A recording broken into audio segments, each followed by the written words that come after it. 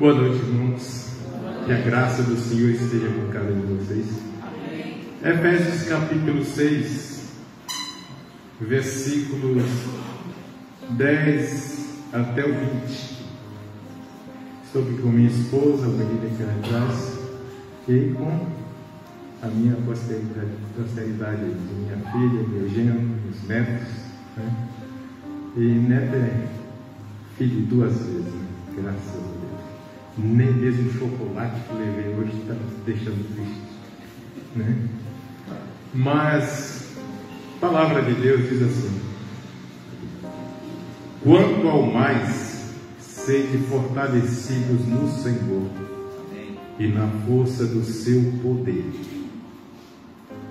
Revesti-vos de toda a armadura de Deus, para poderes ficar firmes contra as ciladas do diabo. Porque a nossa luta não é contra o sangue e a carne, e sim contra os principados e potestades, contra os dominadores deste mundo tenebroso, contra as forças espirituais do mal nas regiões celestes. Portanto, tomai toda a armadura de Deus, para que possais resistir no dia mau, e depois de terdes vencido tudo, permanecei inabaláveis. Estai, pois, firmes, cingindo-vos com a verdade e vestindo-vos da couraça da justiça. Calçai os pés com a preparação do evangelho da paz, embraçando sempre o escudo da fé, com o qual podereis apagar todos os dardos inflamados do maligno. Tomai também o capacete da salvação e a espada do Espírito, que é a palavra de Deus, com toda oração e súplica, orando em todo o tempo no Espírito, e para isto vigiando com toda perseverança e súplica por todos os santos, e também por mim, para que me seja dada no abrir da minha boca a palavra, para com intrepidez fazer conhecido o mistério do Evangelho, pelo qual sou embaixador em cadeias, para que em Cristo eu seja ousado para falar como me cumpre fazer. Palavra do Senhor. Pai, nós o glorificamos, porque estamos debruçados ante a Tua palavra, sabendo sobretudo que o Senhor tem algo para dizer a cada um de nós de maneira diferente, de modo criativo, como sempre o Senhor é. E nesse momento eu não sei qual a necessidade de cada um, mas o Senhor sabe. E o Senhor usará o Teu Filho para expor a Tua palavra, e desse modo todos vão colher aquilo que necessita para o crescimento, para a santificação, para também o desafio missionário que está diante de cada um. Muito obrigado, Deus, por esta igreja, pelo pastor Elias, a sua família, e nós pedimos que o Senhor cubra de graça e misericórdia neste momento tão difícil que é o momento de construção. Que o Senhor dê uma força voluntária ao Teu Filho, Deus, sua família, a igreja, para que eles possam conseguir, enfim, essa obra para a glorificação do Teu nome, em nome de Jesus. Amém. Amados irmãos, eu vou falar sobre o exército de Deus. Normalmente as pessoas, quando falam nesse texto, falam sobre a armadura de Deus, mas não existe armadura se não tem um objetivo de armadura se não tem um exército. Então, por essa razão, eu vou falar sobre o exército de Deus. está ali diante de vocês um exército, um soldado, e falando sobre esses pormenores aí. Nós sabemos que, sobretudo vocês sabem, que o pastor Elias está expondo este livro, essa carta, essa epístola de Efésios, eu creio, com toda a habilidade que ele tem de expor. Hoje eu falei cedo para alguém, eu fico contente em saber que os meus netos estão sob a tutela do pastor Elias, porque é um expositor da palavra. Isso é uma coisa que eu prezo. Os irmãos mais velhos me conhecem, é a exposição da palavra.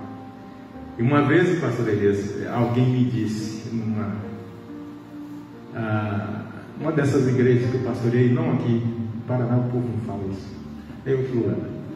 E alguém disse assim: pastor, gosto de ouvir o pastor, mas sabe com que eu comparo o pastor? Eu não tenho ideia, meu irmão. Eu comparo o pastor com, assim, uma comida de restaurante tão chique, assim, tal e tal. Eu falei: olha que legal, tal. Mas o que eu gosto, ele falou, né, é de feijoada. Eu fiquei frustrado.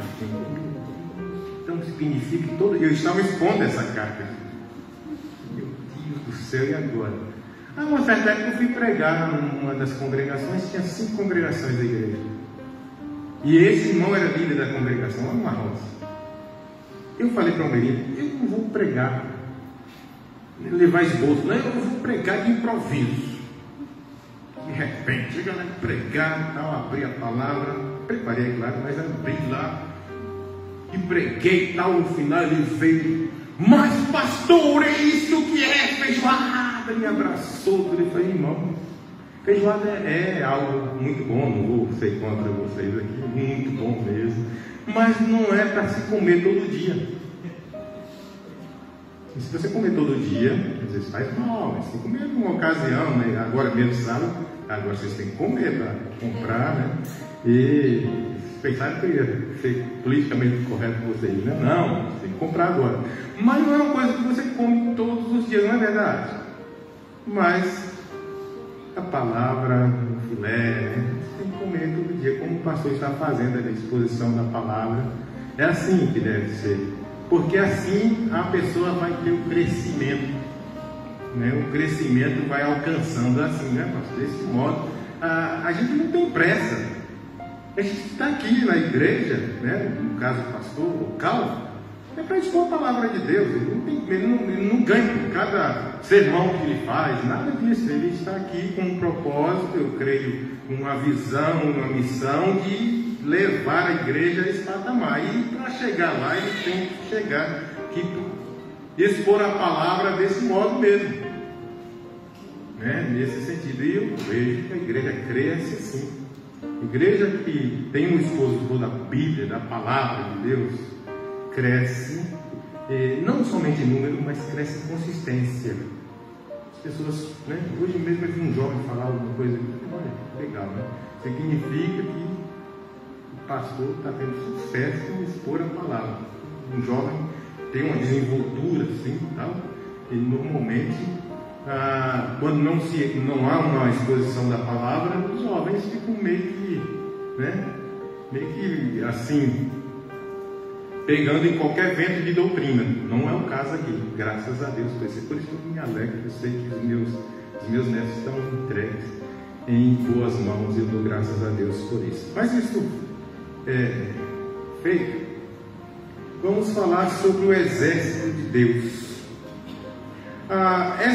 Esta carta, irmãos, o pastor deve ter passado isso para vocês, é evidente que deve ter passado mesmo.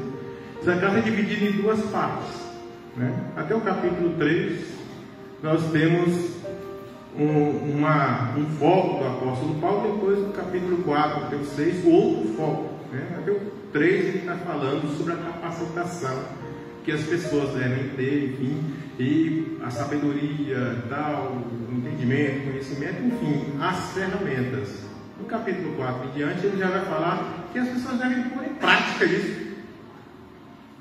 vocês devem colocar em prática isso. O pastor falou aqui, no capítulo 5, né, versículo 22 em diante, ele falou sobre a família, né? Aí lá fala sobre o esposo, a esposa, né? Fala também sobre os filhos, sobre os servos, os senhores, os donos. Mas eu não vou me ater nisso porque ele já expôs para vocês, e eu creio com toda a desenvoltura que lhe é devido. Mas aqui, nessa sessão, o apóstolo Paulo vai falar sobre a armadura de Deus, né? E é justamente nesse último parágrafo aqui que eu coloquei no capítulo 6, versículos 10 a 20, que ele vai convocar o povo para uma guerra. Não é uma guerra qualquer, é uma guerra espiritual. É por isso que nos seminários, Efésios é estudado geralmente junto com Josué. Porque Josué expressa a guerra material do povo de Deus, do povo, né, na antiga aliança, no Velho Testamento, o povo de Deus, o povo judeu. E Efésios, o apóstolo Paulo já tem uma proposta para a igreja. A igreja.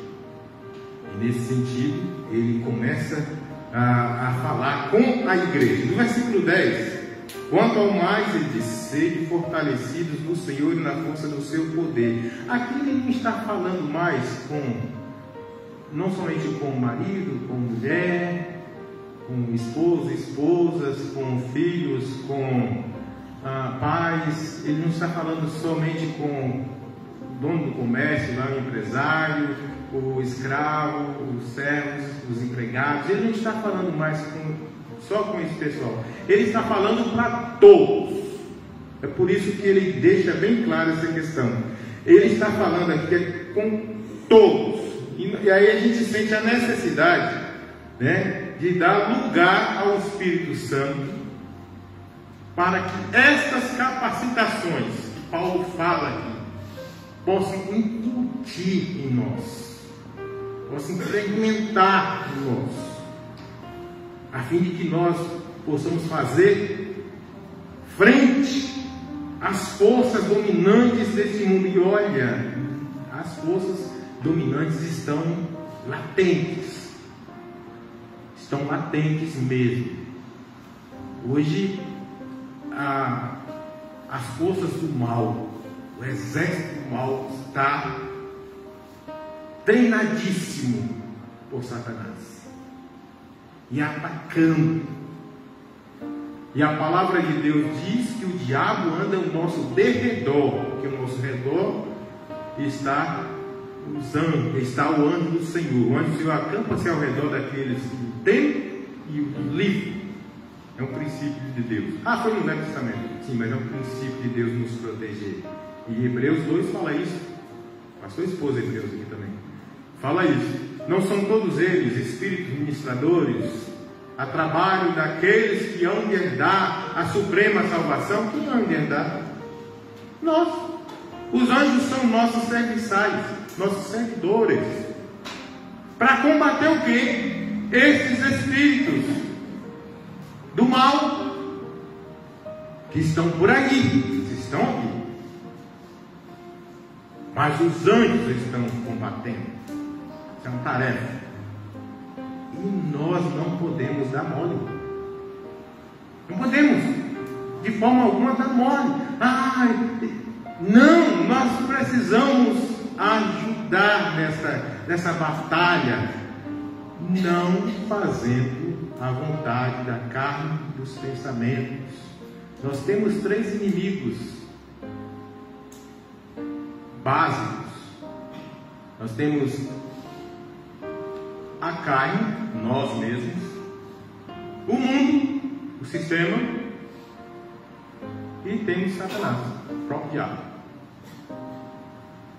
Se nós dermos lugar a Satanás, nós estamos fadados a ser atrapalhados por ele. Nós não seremos possuídos pelo diabo, nós salvos, porque nós temos a semente santa, o Espírito Santo que está em nós. E é incompatível dois corpos habitarem no mesmo lugar, até na física. Há uma incompatibilidade, dois corpos ficar no mesmo lugar. Então, o Espírito Santo está em nós. De modo que o espírito de Satanás não pode nos possuir, mas ele coloca algo para atrapalhar. Algo para atrapalhar, tirar a nossa alegria, tirar a nossa vontade de fazer a vontade de Deus. Há pessoas que estão apagadas, como lâmpadas apagadas. E se a lâmpada ficar apagada, diz a palavra nos evangelhos, que perde a sua função. Há pessoas que não têm gosto. E se o sal tornar-se sem gosto, com que nós vamos restaurar o sabor da comida? Não é para salgar, é para restaurar o sabor. É comer uma comida sem sal, gente, sem graça. Não é? Tem que ser, temperar nesse sentido.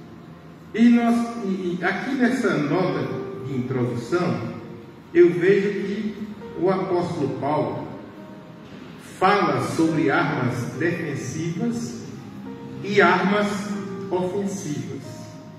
Ele fala mais de armas defensivas.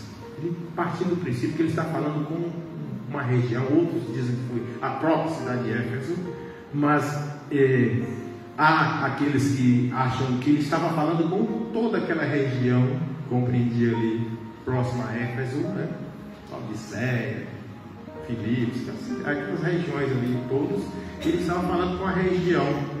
E pela afinidade que ele tinha aos Efésios, ele usa o termo dirigido aos Efésios. Eu prefiro acreditar que realmente ele tenha dirigido aos Efésios, a igreja em Éfeso, que era uma igreja atuante, que foi um trabalho plantado ali, através da vida do apóstolo Paulo. Ele ficou ali naquela cidade, passou por reveses ali, enfim, e funda a igreja nesse sentido.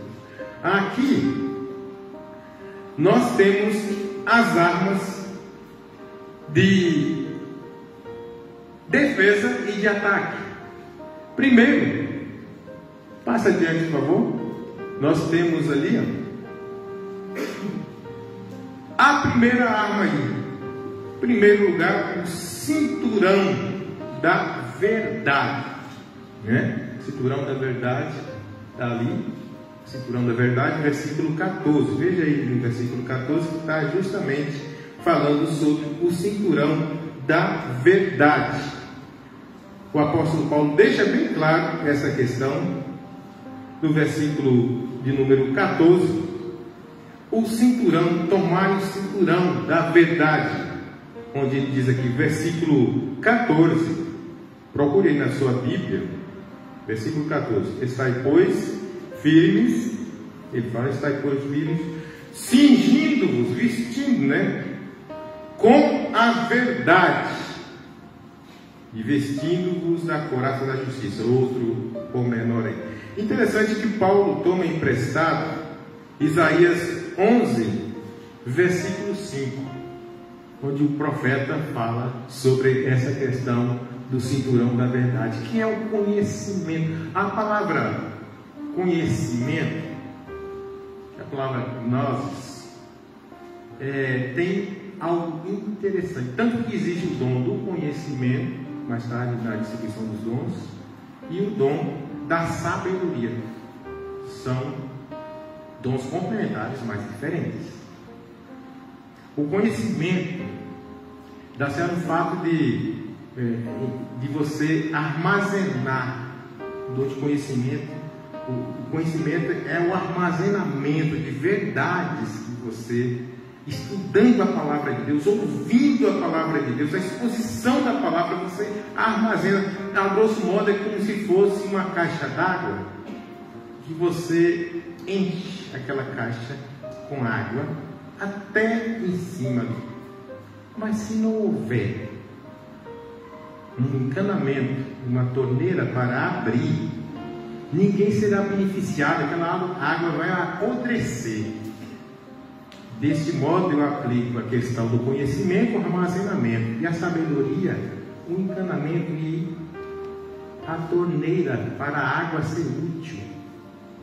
É a aplicabilidade do conhecimento, que significa sabedoria. Há muitas pessoas que têm muito conhecimento, mas têm pouca sabedoria, não sabem aplicar, não sabem distribuir aquele conhecimento.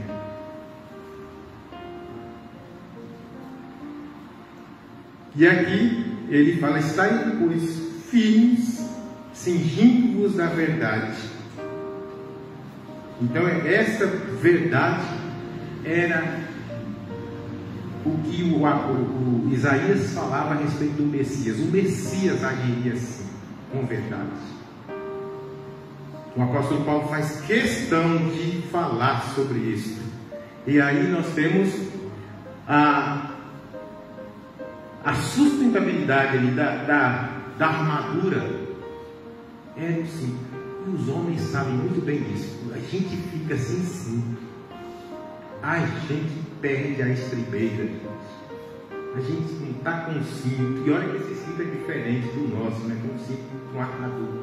Mas tem hora que sai correndo de casa e esqueça o cinto. Gente, eu fico o tempo todo puxando calça para cima. Gente, não é fácil. E dá uma sensação que você está sem calça. Você esquece o cinto. Meu Deus, não é fácil. E na armadura não era diferente. Eles tinham que fazer isso. O apóstolo Paulo, evidentemente, está fazendo menção aqui na armadura romana. Ele era soldado romano, tinha sido soldado romano. Mas os soldados no tempo de Israel também tinham essa mesma indumentária aí, nesse sentido.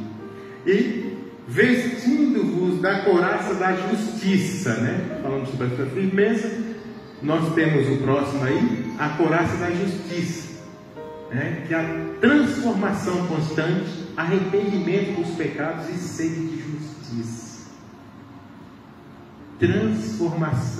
Transformação não é reforma. Reforma é uma coisa, transformação é outra coisa. Há muitas pessoas que acham que tem que fazer uma reforma. Eu tenho que pensar diferente, tenho que fazer não sei o que, tenho que fazer uma reforma. Não! Você precisa se converter para ser transformado. O apóstolo Paulo fala isso em Romanos 12, né? Ele diz que nós não devemos amoldar ao mundo, mas transformar pela renovação da nossa mente. A transformação vem através do arrependimento. Quando nós arrependemos, de fato, abre uma porta para a transformação de vidas. Não é eu vou fazer aqui um puxadinho, né? Vou fazer aqui um jeitinho. Não é isso. É uma transformação, é algo radical. Por isso que precisa de conversão. Está indo numa direção e voltar em outra completamente diferente. É a questão da metanoia nesse caso. Então, nós temos aí as duas armas principais, a verdade, cingindo com o cinto da verdade, e vestindo a couraça da justiça, que é basicamente a própria armadura mesmo, né? Que é a couraça da justiça, para evitar que você seja pego pelas flechas, principalmente flechas, os dados do maligno. Calçai os pés com a preparação do Evangelho da paz. Né? O Evangelho da paz. Isso envolve o testemunho, o nosso testemunho. O Evangelho não é para ser tido assim, algo fantástico, tal, bonito, lindo. Não somente isso, ele é tudo isso, mas o Evangelho é sobretudo para ser encarnado em nós e mostrado às pessoas. Se você não puder falar uma palavra mas a sua vida fala pelo testemunho, as pessoas vão ouvir. Mahatma Gandhi, uma certa época, alguém tentou falar o Evangelho para ele, ele disse: eu conheço o Evangelho, eu não conheço o seu testemunho do Evangelho. Eu ouvi falar do Evangelho de Paulo, de Jesus, mas o teu Evangelho. E olha que Paulo disse que o Evangelho deve ser nosso, o meu Evangelho, é o meu testemunho. Essa questão também vai na apologética, ou seja, na defesa da fé. Lembra que Pedro fala? Em 1 Pedro 3,15, ele diz que nós devemos estar preparados para responder a todos aqueles que pedirem a razão da esperança que há em nós, e fazer isso com mansidão. Então precisamos realmente defender a fé. Sim, fé, existem 3 conotações de fé. Existe a fé salvadora, que é essa fé que nós fomos salvos. Existe o dom da fé, né? E existe aquela questão da fé conhecimento. Mesmo que Paulo fala assim: se for fé, seja de acordo com a palavra de Deus, o conhecimento que se tem da palavra, né? O dom da fé. A pessoa, quem imaginava sem fé que esse templo fosse erguido aqui? Sem fé, ninguém. Mas pessoas de fé já tinham visto esse templo aqui construído, né, pastor? Já tinham visto, pessoas de fé, né? Mas outras pessoas olharam: rapaz, isso aí vai ser difícil montar alguma coisa, você vai caber um templo ali. Mas quem tem fé, algo que se projeta, que vê pela fé, já está feito. Inclusive já está inaugurado.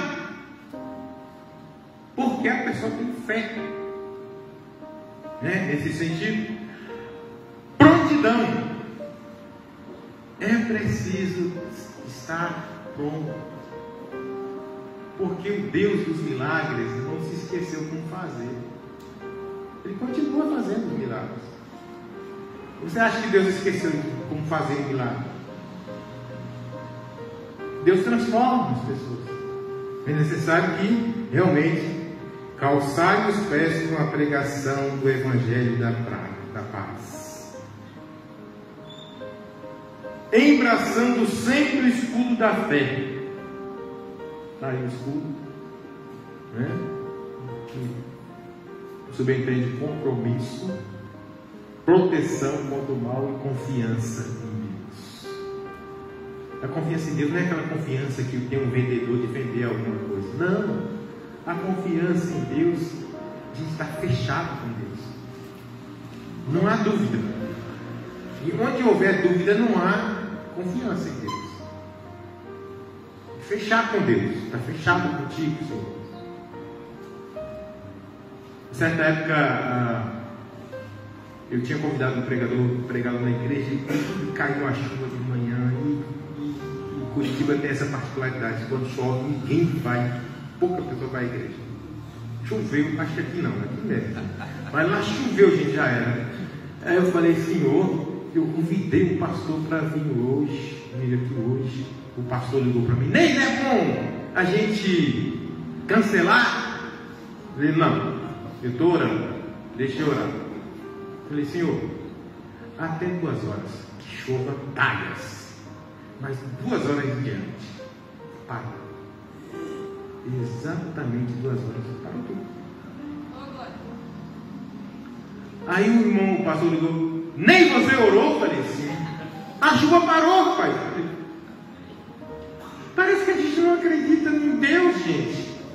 Isso não me... Eu não sei, não fica assim: ai meu Deus, Deus fez isso. Gente, Deus faz. Nós temos um Deus que trabalha em nosso favor. Deus trabalha em nosso favor. Quando o médico diz: não tem jeito, Deus fala: tem sim. Nós temos sempre que ter a segunda opinião. Essa opinião é a opinião de Deus.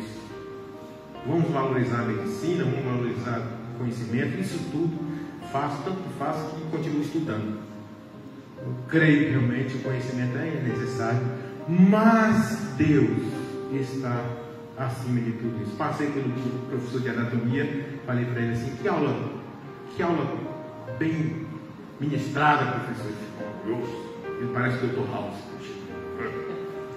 Aí, muito bem. Professor, gostei. Falei: mas professor, como é complexo o ser humano, né? O sistema é complexo. Pois é, e mais complexo ainda. Quem fez tudo isso? E você sabe quem fez, né? Ele deu aquela risada de House. Tudo bem, com nada, sem meia palavra lá, né? Mas é realmente uma complexidade muito grande ser humano, gente. É algo fantástico. Então eu acredito no conhecimento, sim, fantástico. A ciência, olha, jovens e adultos, estudem. Nunca é tarde para estudar. Eu estou velho nada, velho, você está vivo. Eu estou com 60 anos, pareço um menino. Eu estou aí, né? Meus filhos estão crescendo, os netos aí, ainda vejo meus netos aí ficar moças e rapazes bem lindos, porque tem que puxar, né? Tem que ficar realmente lindo, né? Então, agora eu não vou estudar mais. Nada, vamos estudar, sim, faz bem à saúde, gente. Não envelhecer, a mente fica treinada, a mente fica tinindo quando a gente, ainda mais aqui está na terceira idade, a gente entra na faculdade sem vestibular. Você saber disso? Se tiver vaga, você entra sem vestibular. Tem um irmão lá, o irmão Estouco, está fazendo odontologia na Federal. Ele não sabia, falei: o irmão Estouco vai lá, tem uma vaga para eu lá. Ele foi lá, não é igual, pastor, meu sonho era fazer odontologia. Ele tem 72 anos. Aliás, 76, né? Fez agora? 76. 72 mesmo? Para mim é 76. Mas é um coroão lá, e fazendo faculdade. Imagina pessoas novas como você, gente. Estudar mesmo. Estudar faz bem. O Ministério da Educação, isso faz bem. É bom sempre pensar nisso, nesse sentido. Então, a espada do Espírito é a única que é a de ataque. Aí, salvação já passou isso aí. Pode passar outro. Palavra de Deus, então, espada do Espírito. Aí, versículo 17, parte B, diz o seguinte: veja o que diz: tomai também o capacete de salvação, já passou ali, e a espada do Espírito, que é a palavra de Deus. Porque tudo foi feito pela palavra. Nada do que foi feito se fez pela palavra, porque a palavra é o próprio Cristo. Jesus é a palavra personificada. Ele disse: sem mim nada podeis fazer. João 15, né? Ele fala isso. Sem mim, nada. O que a gente pode fazer sem Jesus? Nada. Aí eu vi um para-choque de um caminhão assim: nada. O quê? Tudo com Jesus, nada sem Maria. Não tem nada a ver isso aí. Não tem nada sem Jesus. Você não pode fazer nada sem Jesus. Maria ganhou a salvação porque Jesus a salvou. A nossa irmã. Mas quem ressuscitou foi Jesus, não foi Maria. Maria aguarda a ressurreição, né? No dia do arrebatamento da igreja, ela vai ressuscitar, né? Vocês não gostam de Maria? Nós gostamos tanto que a colocamos como nossa irmã, né? Que vai ressuscitar naquele dia para subir conosco, nesse sentido. Então a espada do Espírito é a palavra de Deus, com toda oração e súplica, orando em todo tempo no Espírito, com toda oração e súplica. Oração e súplica. Nós precisamos aprender a diferenciar complementares, mas diferentes. Alguém fala: irmãos, orem por mim. Mas que tipo de oração o irmão quer? Quer que eu suplique a Deus? A súplica, na ideia de Paulo, é aquele é aquele derramar mesmo, de suplicar, de pedir encarecidamente, como ele diz até aos romanos. Portanto, rogo-vos, pois irmãos, pelas misericórdias de Deus. É como se ele estivesse de joelhos ali pedindo: irmãos, por amor de Deus. Mas oração, você pode orar agradecendo a pessoa, a Deus, pela vida daquela pessoa. Nesse sentido, nós temos a base da oração, que é Jesus. As pessoas, eu não acredito, há muita gente que fala: mas fulano tem uma oração forte. Não existe oração forte. Existe um Deus forte que ouve orações de fracos, como nós. E as pessoas, mas fulano, um pastor me disse lá em Curitiba que não saía da casa dele sem ouvir uma irmã que era uma profetisa, que tinha uma oração forte. Rapaz, que heresia. Não existe isso. Não existe. Pastor Batista, infelizmente. Não pensando assim, né? Porque nós temos pastores batistas como homens assim, né? Prepara a palavra, não pensar uma bobagem dessa, né? Mas se bem que, como diz o outro, né? O louvor liberta, né? O pastor perguntou o pastor, né? Onde está a base disso? Não existe, né? Quem liberta é Jesus. O negócio do louvor liberta. Cadê a base? Não tem base. Então não tem base, a gente não acredita nisso, né? Você pode cantar. Por causa disso, uma vez eu fui expulsar um demônio. Mas assim, nem fui expulsar. Eu fui junto com um pastor, que era o meu pastor. E a gente, quando está numa igreja e tem um pastor principal, a gente se submete ao pastor. E estava ali, o pastor falou assim, alguém chegou e falou: pastor, tem uma pessoa lá perto da minha casa que está falando que nem criança. E eu pensei logo: demônio, né? Mas aí ele falou assim: nem que vai comigo? Eu falei: vou. Aí depois, claro, de levar os filhos dele em casa, porque seminarista só serve para isso, né? Levar os filhos do pastor em casa é uma das razões. Desculpe, né, bem isso. Então, mas aí o que acontece? Ele falou: vamos comigo. Aí eu era recém-formado. E ele então falou assim no caminho: nem que possa ser. Eu falei: pastor, pelo que eu vi ali, a irmã falou que está falando que nem criança, é alguma manifestação demoníaca. Rapaz, eu desse tamanho. Falei: sim. E você é o meu pastor. E rapaz, você já teve experiência com expulsão de demônio? Eu tinha sido pentecostal na unha, tirando demônio. Eu falei: sim, pode deixar comigo. Aí ele falou assim, ele diz assim: pois eu só vi isso na aula lá, rapaz, de demonologia, mas sei lá, a gente fazia simulações. Eu falei: rapaz, meu Deus, onde eu fui amarrar meu burro? Aí chegando lá, mas ele era o pastor, ele falou lá: irmãos, vamos cantar Castelo Forte. Oh meu Deus, cantaram até 3 horas da manhã Castelo Forte. As irmãs ficaram roucas, tem que cantar Castelo Forte. Castelo Forte, meu Deus, não vai sair. Eu falei: pastor, o senhor me permite? Não, fica à vontade, aqui. Tá bom. Então, irmão, para de cantar. Vamos parar esse negócio de cantoria. E outro, o demônio, o rapaz falou: tem uma baninha, eu quero menino, você fica pequeno. É um tal de esse pessoal que me serve a coisa da minha, o que um demônio. Aí eu falei assim, e todo mundo assim, eu falei: fiquem orando em espírito, mas de olhos ali, fitos no demônio, no endemoniado. Aí entrei na roda lá e segure as mãos aí, você. Aí coloquei a mão. Ele: você não. Eu falei: eu não, mas Jesus, em nome de Jesus, sai desse corpo, porque ele não te pertence. Caiu. O rapaz: o que aconteceu comigo? Agora evangeliza sua ovelha. E aquele homem foi batizado depois, ficou na igreja, está lá em São Paulo. Até hoje, ali na Vila Progresso, está lá, filho do Evangelho de Jesus. Então, há muitas coisas assim que a gente passa. Se eu fosse contar coisas do ministério, a gente ia passar a noite toda aqui contando. Então, nesse sentido,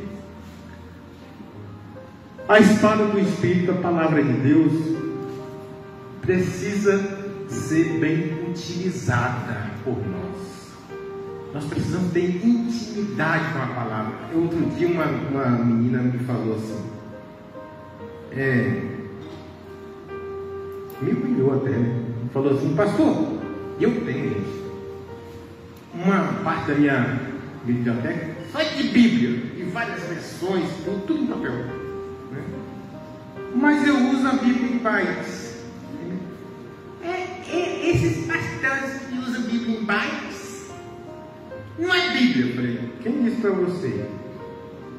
É claro que a gente incentiva os jovens, adolescentes a terem a Bíblia em papel, é interessante tudo, mas nem todo mundo, que se eu mesmo para enxergar, já que eu aumento, diminuo a letra, né? Fica prático, ainda mais eu que trabalho com informática, desde que surgiu no Brasil, que eu trabalho com TI. Gente, depois não dá credibilidade no TI, a pessoa que trabalhou com isso, né? Eu não estou desmerecendo a Bíblia em papel, né? Por exemplo, a minha filha gosta de livros folheados, eu senti o cheiro das folhas. Então não é questão de velhice não, e nem de universidade, porque ela é jovem. Mas eu gosto mais de coisa em PDF. Gente, ali eu folhei, eu gosto. E leio também em papel. Tanto que a minha biblioteca é considerável. Boa. Não é tão grande, mas é boa. A dele está quase... está maior que a minha agora, né? Mas há livros lá. E gosto de livros também. Tanto que tem na igreja. Enfim. Mas eu acredito que não é por aí. A palavra de Deus, nós precisamos utilizar. Antes o pessoal utilizava os papiros. E agora nós temos em papel. Depois de 1549, a primeira, daí para cá, Gutenberg imprimiu lá e tal, a gente tem papel, né? E gosto de folhear também, porque acho mais prático, base, né? Mas é uma coisa minha, vocês não precisam copiar isso, pastor de vocês que devem colocar a regra aqui, né? Mas eu fico com medo dos jovens. Olha, eu não tenho medo disso, porque eu creio que quem manuseia bem a palavra de Deus, manuseia papel, manuseia bate, até. E lembra que o profeta dizia: se minhas palavras corressem pelo vento. Hoje nós vemos isso, a internet está aí, né? As palavras estão correndo o mundo inteiro. Eu estava falando com um sujeito lá no Líbano, conversando com ele no Líbano, que ele ouviu minha rádio, eu tenho uma rádio online, ele ouviu lá e tal, entrou em contato para uma oportunidade de conversar com ele. Ele disse: eu não entendo vocês cristãos, como que vocês perdoam? Então é uma deixa para pregar o Evangelho. Porque os muçulmanos, assim como os judeus também, o pessoal geralmente ali no Oriente Médio, trabalha muito essa questão da vingança. Ela é italiana, é vingança. Mas Jesus trouxe o perdão e a misericórdia. E é o que justamente Paulo está dizendo aqui, nesse texto. Essa questão de tudo tem que ser através da oração e súplica, orando em todo o tempo no Espírito. Como que ora no Espírito em todo o tempo? Orando. Você não está em comunhão com Deus todo o tempo? Está orando. Tem que orar. Não, estou dirigindo aqui, vou fechar os olhos. Não é isso. A gente fecha os olhos para não ter quem tem problema de concentração, não ter que estar ali ao redor e não concentrar. Mas não significa que Jonas orou no ventre do peixe e foi atendido. Então, não é a maneira de orar, o modo, a forma, enfim, não, é o Deus que ouve as orações. O Espírito Santo dá uma ajeitada nas nossas orações. A Bíblia diz, está a base bíblica lá, que o Espírito Santo intercede com gemidos inexprimíveis. Que gemidos inexprimíveis são esses? Eu oro, aí eu penso, gabaritei, que oração. O Espírito Santo fala assim: ai, coitado, se eu não tivesse ajeitado essa oração, não ia passar do teto, né? O Espírito Santo dá sentido às nossas orações. Isso intercede juntamente conosco nesse sentido. Paulo deixa bem claro. Então, nesse sentido aqui, nós temos, vigiando com isso, com toda perseverança por todos os santos. Aqui não significa santos aqueles ídolos, não tem nada a ver. Santos são os crentes. Nós, quando recebemos a Jesus, como é que as pessoas falam aceitar Jesus? Eu não gosto desse termo aceitar, porque não é bíblico. O termo aceitar vem com um miligrama para cá, grande homem de Deus, grande evangelista. Mas eu creio que esse evangelismo de aceitar ninguém, a gente recebe, está lá em João. E todos quanto receberam, Deus o poder de serem feitos filhos de Deus, a saber os que creem no seu nome. Todos que receberam. É coisa de linguagem. Tem muita gente há muitas pessoas que não creem assim. Creem que a pessoa tem que aceitar, por isso que faz aqueles apelos, aceita Jesus, aceita Jesus. Nós não precisamos aceitar, nós precisamos receber. Quem recebeu Jesus, uma vez que recebeu, posicionalmente você é santo. E sabia que você é santo? E Deus fala, sede santos, porque eu, Senhor teu Deus, sou santo. Falou no Antigo Testamento e depois lá Pedro repercute mais tarde falando sobre isso. Isso quer dizer a praticidade da santidade. Nós temos que praticar. Porque o que deve acontecer com o santo? Mostrar uma vida de santidade. Não ser de santo. Não estou pedindo ninguém para torcer para os santos, não. Estou falando ser de santos. Eu, Senhor teu Deus, sou santo. Senão eu teria que falar que Deus também tem prazer na morte de seus santos. Então, não estou falando do santo do time, estou falando a santidade que tem que ter nesse sentido. Então, aqui deixa bem claro que nós precisamos interceder pelos santos. Isso significa os nossos iguais, várias, os nossos irmãos e os líderes. A gente não sabe como que o povo, que os líderes precisam de intercessão. O pastor Elias aqui precisa de intercessão. O pastor aqui, Cláudio, precisa de intercessão. Os irmãos precisam, os líderes precisam de intercessão. Eles não sabem como que o ministério de louvor precisa de intercessão. Porque o ministério de louvor pega o diabo na unha, assim. Não é fácil. Porque a Bíblia deixa bem claro que o louvor é algo formidável. No meio dos louvores Deus habita. Está na palavra de Deus isso. Quando você louva o Senhor, não é só a cantoria, mas todo o serviço que é feito aqui. Não vou falar por levitas, porque não existe essa questão hoje. A igreja não tem levitas, né?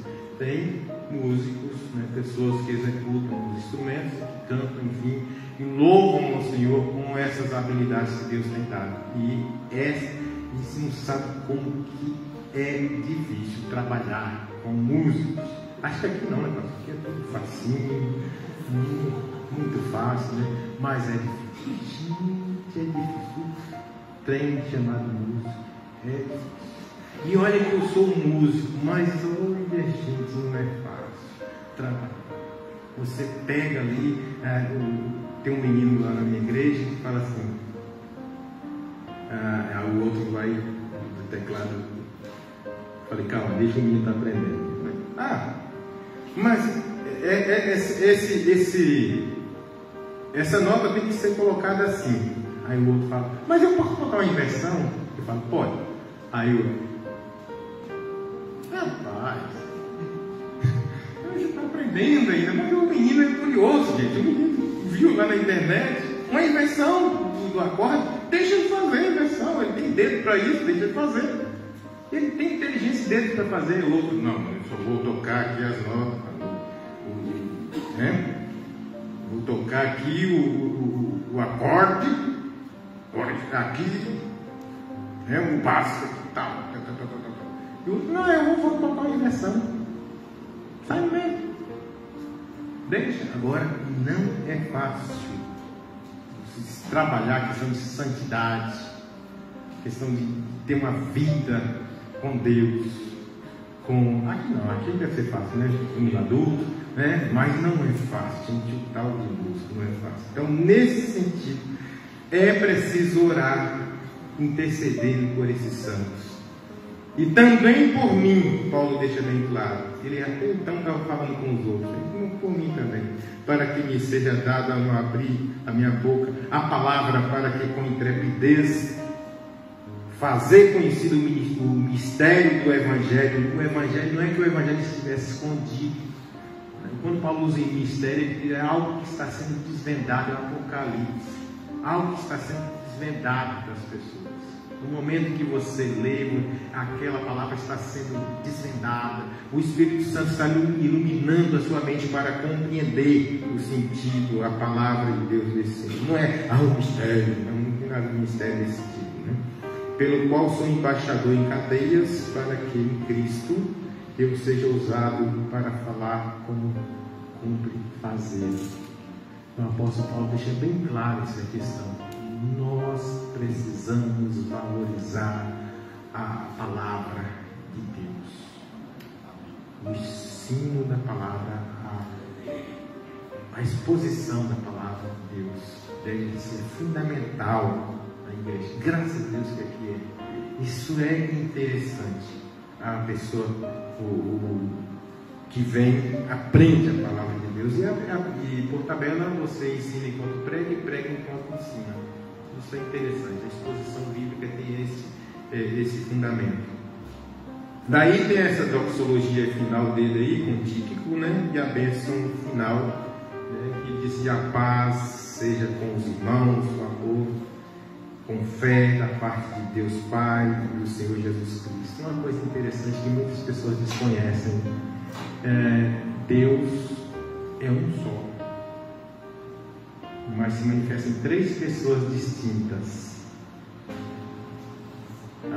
Há pessoas, e o pastor Russell Shedd ensinava isso com muita destreza. Ele diz assim: há pessoas que ficam orando a Jesus em nome de Jesus. Deus outro, claro, o Espírito Santo dá uma ajeitada e oração só. Mas é falta de sabedoria. Se você está orando em nome Senhor Jesus, Senhor Jesus, em nome de Jesus. O indulto que entrar aqui, peraí, rapaz, o cara está orando a Jesus em nome de Jesus. Que negócio é esse? Né? E Jesus ensinou como isso. Quando vocês forem orar, vocês devem dizer Pai. Pai nosso, está no céu e tal. Está lá, Pai. E em nome de Jesus não é só para rematar a oração, é na autoridade de Jesus, por causa de Jesus. Por causa de Jesus. E o Espírito Santo intercede. A oração bíblica é assim, né? Tem uns pastores lá em Curitiba que oraram assim: Senhor Jesus, Senhor Jesus. Não, vocês estão orando. Jesus não ensinou assim. Meu Pai, em nome de Jesus. Não faz sentido você orar Senhor Jesus em nome de Jesus. Não faz sentido. É no mínimo uma coisa esquisita nesse sentido. Então, quando a Bíblia usa aqui Deus Pai, Deus Filho, Deus Espírito Santo, aqui existem 3 pessoas distintas. Um só Deus, mas em 3 pessoas distintas. A Bíblia deixa isso bem claro, desde o Gênesis até o Apocalipse. Não é à toa que tem a palavra Elohim, né? Para demonstrar essa questão de Deus na sua pluralidade. Pessoas, não de propósito. O propósito é um só. Há um Deus só. Ouve, é o chamado de Israel, né? Ouve, Israel, o Senhor teu Deus é o único Senhor. Único. Mas que se propaga em 3 pessoas distintas. Essa revelação Israel ainda não tem, mas nós temos. O apóstolo Paulo não é à toa que ele dá a doxologia final: que a graça do Senhor Jesus Cristo, o grande amor de Deus, as consolações do Espírito Santo estejam com todos vós. Não é à toa não, gente. Não é uma coisa moderna. Vamos fazer isso na bênção apostólica. Não, a gente está reconhecendo que Deus é um só, mas que se manifesta em 3 pessoas distintas: Pai, Filho e Espírito Santo. E não vai falar que os doutores hoje estão dizendo que o ser humano não é mais psique. Eles usam anime. Que anime é o radical que vem animal. ânimo. Não, nós não somos. Quem é ânimo é o cachorro, tá? Nós somos alma, psique. Aí vai falar do fundamento de psicologia, né? Somos sax, que é o corpo, né? Soma. E somos pneuma, espírito. O apóstolo, isso, há quem diga, mas porque você tricotou no misto, né? Mas mesmo os tricotômicos sabem que existem corpo, alma e espírito. Só que eles fundem alma e espírito em um só. Mas eles aí reconhecem também. Né? E alguém perguntou para o pastor Rousseau, como que o senhor tricotoma por quê? Isso que é a maneira mais honesta de se interpretar o que a Bíblia diz. Que é bater de frente com ninguém. E ele diz que o Senhor esteja com o corpo de vocês, com a alma de vocês, com o espírito de vocês. Paulo deixa bem claro isso, né, nesse sentido. Então, o que eu vim falar aqui é justamente esse fechamento. É claro que não como o pastor Elias faria, mas esse fechamento, dizer o seguinte: nós precisamos nos ater às armas defensivas que estão aí no texto. Nem expliquei direito, certo, porque ela é autoexplicativa, está aí no texto, está aí bem implícito e explica no texto, e uma arma só de ataque, que é a palavra. Então, nesse sentido, que nós possamos a cada dia fazer isso de acordo com a vontade de Deus, seja comer, seja beber, seja qualquer outra coisa a fazer, tudo seja feito para a glória de Deus, diz o apóstolo Paulo. Tudo seja feito para a glória de Deus, né? Tudo, né? Tudo seja feito para a glória de Deus. Pastor, muito obrigado pela confiança, que Deus abençoe.